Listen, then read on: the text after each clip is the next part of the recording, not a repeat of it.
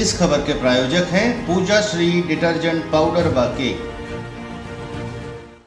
नमस्कार, मैं हूं केशव तिवारी और अलग अंदाज में ही रहती हैं खबरें हमारी। पुरानी पेंशन की बहाली को लेकर पूरे देश में कर्मचारी आंदोलन की मुद्रा में है।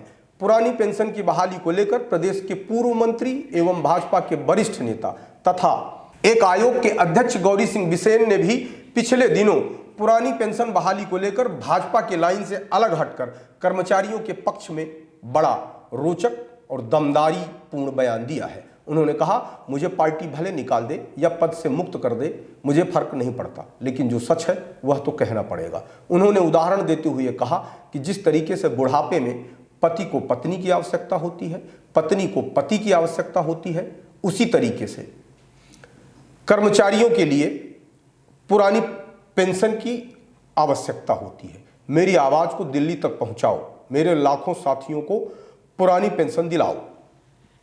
जिस तरीके की बात गौरी शंकर बिसेन ने कही है, उस तरीके की बात कहने के लिए जिगरा चाहिए, कलेजा चाहिए।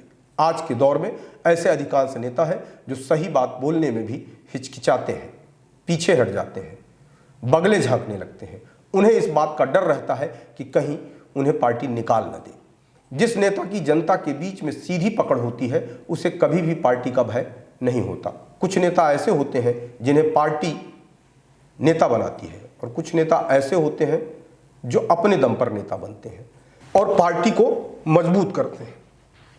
गौरी शंकर बिसेन उन्हीं नेताओं में एक हैं जो बीते 5 दशक से राजनीति में सक्रिय हैं और अपनी बेबाक बयानी के लिए जाने जाते हैं। पुरानी पेंशन बहाली के मामले में सरकार तमाम तरीके की दलीलें देती हैं कि इससे आर्थिक बोझ बढ़ जाएगा।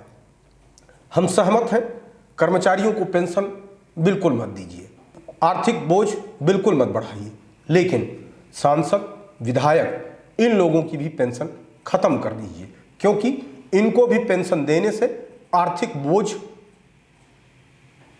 कम नहीं होता। इनको भी तमाम तरीके की रियायत देने से आर्थिक बोझ कम नहीं होता। आज भी सांसदों को टेलीफोन भत्ता मिलता है।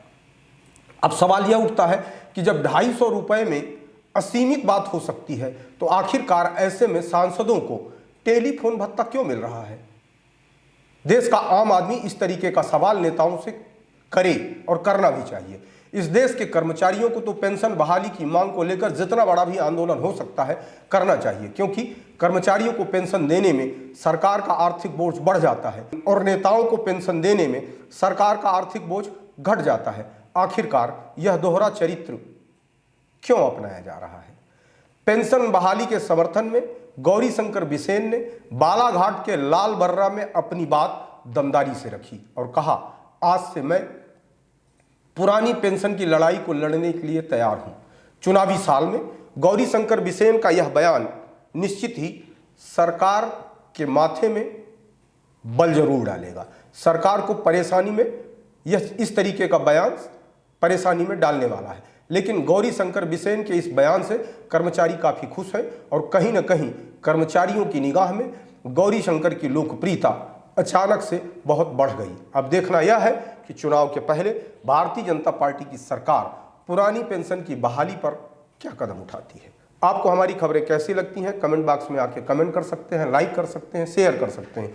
और यदि आपको हमारी खबरें अच्छी लगती हैं तो विशाल खबर चैनल को सब्सक्राइब करना ना भूलें।